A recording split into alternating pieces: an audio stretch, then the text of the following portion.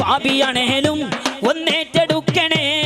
യാ നബി യാ നബി യാ നബി യാ നബി യാ നബി യാ നബി യാ നബി യാ നബി. ഓ ദൂതരെ എൻ ഗീതം കേൾക്കണേ, പാപിയാണേലും ഒന്നേറ്റെടുക്കണേ. ഓ ദൂതരെ എൻ ഗീതം കേൾക്കണേ, പാപിയാണേലും ഒന്നേറ്റെടുക്കണേ. ഓക്കെ, അപ്പോൾ ഇനി റുഷ്ദമോൾ എന്ന യുഗത്തിന് അവസാനം കുറിച്ചിരിക്കുകയാണ്.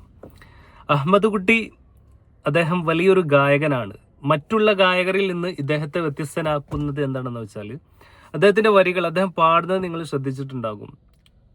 ഒരു ഫോണിൻ്റെ സഹായത്തോടെയോ ലിറിക്സ് ഇല്ലാതെ മനഃപ്പാഠമായിട്ടാണ് അദ്ദേഹം പാടുന്നത്. അദ്ദേഹത്തിൻ്റെ സ്വന്തമായിട്ടുള്ള വരികളാണ്, നല്ല നല്ല വരികളാണ് എന്നുള്ളത് അദ്ദേഹത്തെ പ്രത്യേകമാക്കുന്നുണ്ട്. അദ്ദേഹത്തിൻ്റെ പാട്ടുകൾ കേട്ടാൽ തന്നെ മനസ്സിലാകും സാധാരണ ഭാഷയേക്കാളും നല്ല കടുകട്ടി വേർഡുകളും പെട്ടെന്ന് കുറച്ചൊക്കെ റിസ്ക് ഉള്ള പാട്ടുകളൊക്കെയാണ് അഹമ്മദ് കുട്ടി എന്നവർ പാടുന്നത്.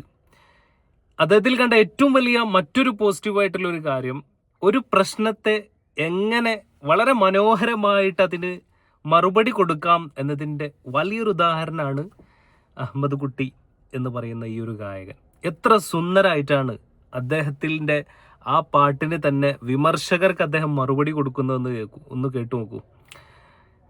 റുഷ്ദമോൾ എന്ന് പറയുന്ന ആ ഒരു പാട്ടിൽ ഒന്ന് സദസ്സിലുള്ളവരെ ഒന്ന് ആവേശഭരിതരാക്കാൻ വേണ്ടിയിട്ടൊന്ന് പാടിയതാണ്.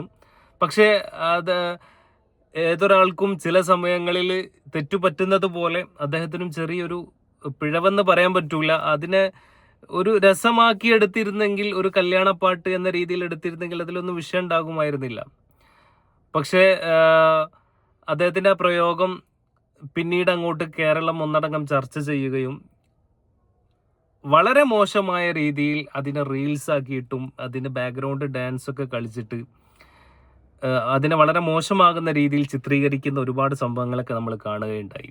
ഇതിനൊക്കെ കൃത്യമായിട്ടുള്ള നല്ലൊരു മറുപടി തന്നെയാണ് പാട്ടിലൂടെ തന്നെ അഹമ്മദ് കുട്ടി എന്ന് പറയുന്ന ഗായകൻ നൽകി എന്നുള്ളത് അദ്ദേഹത്തിൻ്റെ നല്ലൊരു ക്വാളിറ്റി തന്നെയായിട്ടാണ് നമ്മൾ മനസ്സിലാക്കുന്നത്.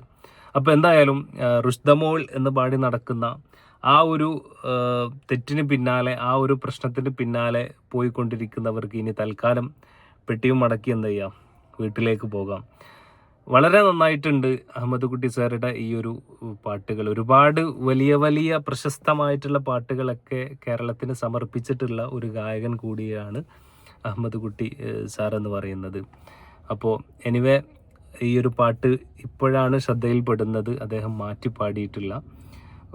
എന്തായാലും പാട്ട് ഉഷാറായിട്ടുണ്ട്. പ്രത്യേകം ഒരുപാട് താങ്ക്സ് ഉണ്ട് അഹമ്മദ് കുട്ടി സാറിന്.